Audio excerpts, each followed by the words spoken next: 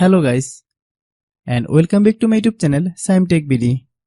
Today I will discuss how to resolve Bluetooth driver problem. I have a request, if you are new to channel, please subscribe and stay with us. Right click start button, select device manager,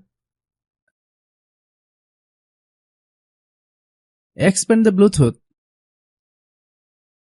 right click the adapter and select the uninstall device option.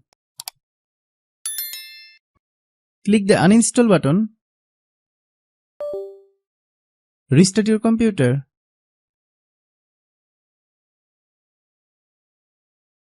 Right click start button, select device manager,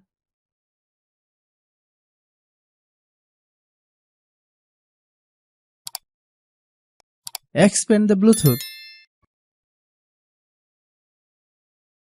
right click the adapter and select the update driver option. Click the browse my computer for drivers option. Click let me pick. Click next. Click the close button. Once you complete the step, the option to add Bluetooth device should appear in the settings app.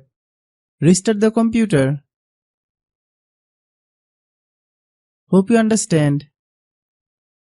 I have a request, if you are new to channel, please subscribe and stay with us. By watching my tutorial for more tech videos, you can subscribe.